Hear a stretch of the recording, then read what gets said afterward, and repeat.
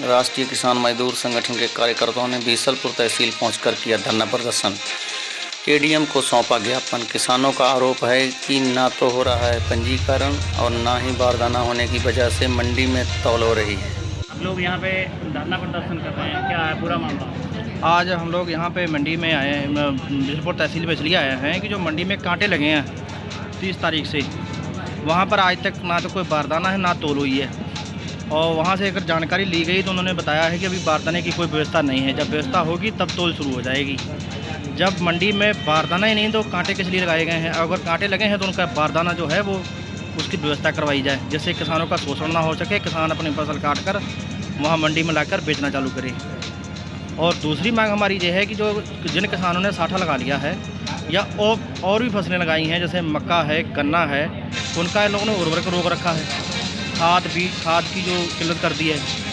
जब खेत हमारे हैं तो फसल भी हमारी है, हम जो मर्जी बोएं, जो बोई है उसके लिए हमें जो भी खाद है, खाद की जो दिक्कतें आ रही हैं वो पूरी करवाई जाएँ, खाद डलवाई जाए। सर आप लोग यहाँ पे धरना प्रदर्शन कर रहे हैं, क्या है पूरा मामला? पूरा मामला ये है कि 30 मार्च को यहाँ पर उसके गेहूं के क्रय केंद्र लगा दिए गए और आज 4 अप्रैल तक किसी भी क्रय केंद्र पर कोई बारदाना नहीं।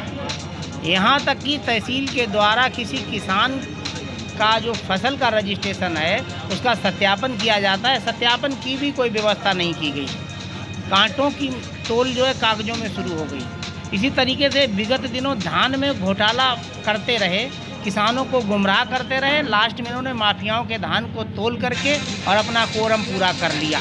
हम लोगों ने मांग की है कि उस पर बारदाना पहुंचाया जाए क्रय केंद्र पर और यहाँ पर सत्यापन शुरू कर दिया जाए, जिससे किसान के फसल जो गेहूँ की फसल है उसका सत्यापन हो और उसको विधिवत तोल लिया जाए। दूसरा इशू ये है कि किसी ने अगर खाने के लिए थोड़ा धान लगा लिया है ग्रीष्मकालीन, तो आप उसको उर्वरक नहीं दे रहे हैं। धान के अलावा उसकी अन्य भी फसलें हैं, मक्का है, गन्ना है, दालें हैं, वो उर्वरक ब्लॉक कर दी गई है, तो उसको उर्वरक दी जाए। चूँकि जब ग्रीष्मकालीन धान का मसला हाई कोर्ट में लंबित है और तब तक यदि किसानों की उर्वरक पर आप रोक लगाते हैं तो उनका शोषण है, ये बर्दाश्त नहीं किया जाएगा।